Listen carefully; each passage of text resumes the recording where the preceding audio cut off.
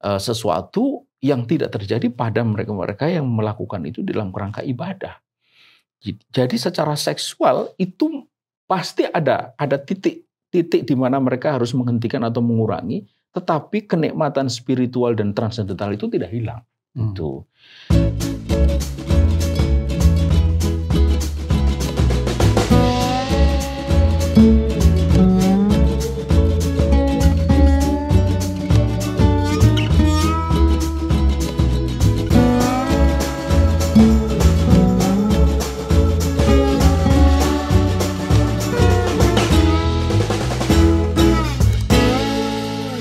Bismillahirrahmanirrahim. Assalamualaikum warahmatullahi wabarakatuh. Pemirsa yang dirahmati Allah Subhanahu wa taala, kembali kita bertemu dalam program Focus to the Point. Kali ini kita akan membahas bagaimana Islam menjaga kesucian masyarakat. Untuk itu kita akan mendiskusikan ini dengan Ustadz Ismail Susanto. Ustadz Ismail, kalau kita lihat salah satu problematika masyarakat barat sekarang itu adalah maraknya perzinahan, rusaknya institusi, keluarga, semakin lemahnya ikatan kasih sayang di tengah keluarga. Itu tidak bisa dilepaskan dari berkembangnya seks bebas gitu ya. Nah, di samping ada dampak-dampak penyakit dan sebagainya, yang paling mendasar itu tentunya kesucian masyarakat itu menjadi tidak lagi penting ya. Bagaimana Islam menjaga kesucian masyarakat? Baik, bismillahirrahmanirrahim. Assalamualaikum warahmatullahi wabarakatuh. Alhamdulillah, salatu wassalamu ala rasulillah wa ala alihi wa sahbihi wa man tabi'ahum ila yaumil qiyamah. Yang pertama dan utama, ini sangat bergantung kepada mindset dari sebuah masyarakat. Sesungguhnya kita hidup di dunia ini mau apa? Termasuk ketika kita berkeluarga, pun juga dalam bermasyarakat dan bernegara. Kalau Islam kan jelas sekali, dari awal itu sudah ditegaskan bahwa kita ini hidup tak lain adalah untuk beribadah kepadanya. Maka ketika kita ini berkeluarga, itu beribadah. Ketika kita ini bekerja, itu beribadah. Ketika kita ini bahkan juga bermasyarakat bernegara, itu beribadah. Dalam keluarga itu ada hubungan suami istri, itu juga ibadah. Gitu. Jadi hubungan seksual itu part of dari ibadah. Ibadah itu intinya taat beriman dan taat kepada Allah Subhanahu wa taala. Itu intinya gitu. Karenanya hubungan seksual di dalam Islam itu bukan sekedar terpenuhnya kalau istilah kita ini warisatun nau itu terpenuhnya syahwat laki-laki dan perempuan, lalu dari sana terlahir generasi. Bukan hanya itu, tapi ini merupakan bagian dari ibadah tadi itu. Dan ini hari hilang. Gitu. Ketika ini hari hilang, maka aktivitasnya itu sama, yaitu hubungan seksual laki-laki dan perempuan. Tetapi konteks hubungan laki-laki dan perempuan itu yang rontok, hilang. Padahal konteks itu sangat penting. Apa sih bedanya hubungan seksual laki-laki dan perempuan? Menikah dan tidak menikah. Secara fisikal itu sama, ya kan?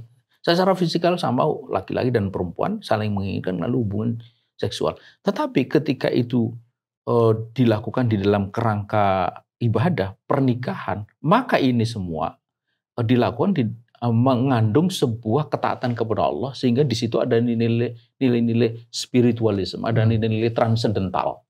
Dan nilai-nilai spiritualisme, nilai-nilai transendental itu yang tidak ada di dalam hubungan seksual laki dan perempuan di luar nikah. Gitu. Yang mereka dapatkan apa? Yang mereka dapatkan ya kekuatan jasmani. Dan kekuatan jasmani itu kita tahu itu ada batasnya, ada limitnya gitu. Seperti kalau kita makan, pada piring pertama itu kita rasa senang. Tapi piring kedua sudah mulai. Piring ketiga malah mungkin marah kita kalau suruh makan karena sudah kenyang. Semua kenikmatan fisikal itu seperti itu. Nah, ketika mereka melakukan hubungan seksual laki dan perempuan itu di luar nikah, maka dia akan merasakan hal seperti itu. Sesuatu yang tidak terjadi pada mereka-mereka yang melakukan itu dalam kerangka ibadah. Jadi secara seksual itu pasti ada titik di mana mereka harus menghentikan atau mengurangi, tetapi kenikmatan spiritual dan transendental itu tidak hilang. Itu. Nah, itu satu. Kemudian yang kedua, ketika itu dibiarkan atau ketika itu tidak lagi ditata, maka yang terjadi adalah Orang akan terus mengejar kepuasan jasmani. Yang kepuasan jasmani itu ternyata memang tidak ada batasnya. Tidak ada batasnya itu artinya bahwa orang itu akan menambah volumenya, menambah frekuensinya.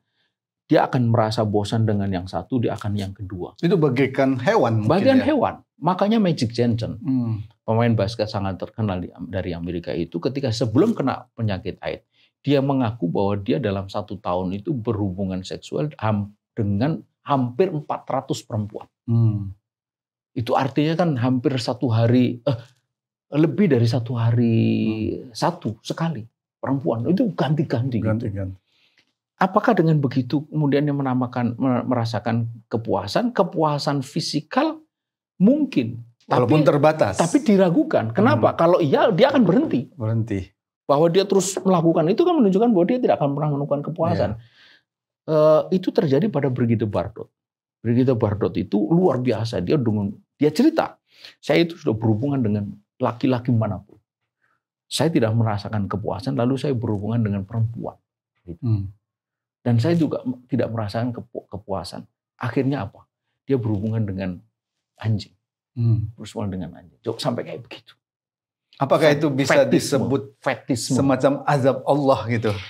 Secara manusiawi itu yang menunjukkan bahwa kepuasan fisikal itu, kepuasan seksual dalam hal ini itu memang dia cenderung destruktif kalau tidak kalau tidak dibatasi, kalau tidak dibimbing gitu. Dia cenderung destruktif. Dan ketika kemudian memunculkan penyakit, maka kita bisa pandang itu adalah azab dari Allah Subhanahu wa taala. Dulu ada sifilis, ada gonurho. Ketemu obatnya, tapi kelakuan manusia, gaya hidup manusia tidak berubah, maka muncul penyakit AIDS. Saya tidak tahu sekarang sudah ada obatnya atau belum, tapi anggap sudah ada. Jikalau sudah ada obatnya dan perbuatan atau gaya hidup manusia dalam soal ini tidak berubah, mungkin nanti akan ada penyakit yang jauh lebih ganas. Pagi kena, sore mati. Sore kena, pagi mati. Mungkin akan begitu. Sebagaimana munculnya penyakit AIDS yang jauh lebih ganas daripada sifilis dan gonurho itu. Nah, hal yang seperti ini tidak bisa ditangkap oleh mereka. Oleh peradaban materialistik ini. Nggak bisa ditangkap, nggak bisa dipahami kenapa begitu. Jadi sudah sangat banyak orang yang terkena penyakit AIDS. WHO menyebut lebih dari 40 juta, tapi tidak menghentikan orang melakukan penyimpangan seksual. Bahkan sekarang makin keras, makin gila gitu. Bagaimana kalau solusi penggunaan alat-alat kontrasepsi di Barat sendiri? Apakah itu menghentikan problem-problem yang ada? Sesungguhnya data-data yang ada itu tidak pernah menunjukkan keberhasilan. Kalau tidak salah di Swedia itu pernah dilakukan itu dan berjalan 5 tahun, itu ada kewajiban untuk penggunaan itu disebarkan di sekolah-sekolah segala macam. Ternyata penyakit kelamin tidak turun, penyimpangan seksual tidak turun, wanted pregnancy juga turun. Sampai mereka kemudian mengatakan gagal. Pendidikan seksual gagal, penyediaan alat kontrasepsi juga gagal gitu. Jadi sebenarnya Barat itu sudah memberikan banyak sekali pelajaran kepada kita. Karena itu aneh, jikalau kita ini sekarang ini sedikit-sedikit itu kayak coba mengikuti berkiblat ke Barat, termasuk dalam undang-undang. Itu. Terima kasih Ustaz Ismail. Pemirsa, demikian tadi secara singkat bagaimana Islam menjaga kesucian masyarakat. Pernikahan itu menjadi sesuatu yang sangat penting. Dan inilah yang saat sekarang ini dirusak oleh sistem kapitalis, yaitu kesucian dari suatu pernikahan.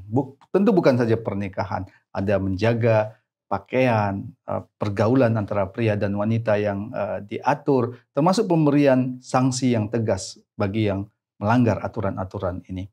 Sungguh Islam akan menjadi rahmatan lil alamin kalau diterapkan di tengah-tengah umat manusia. Semoga bermanfaat. Assalamualaikum warahmatullahi wabarakatuh. Waalaikumsalam.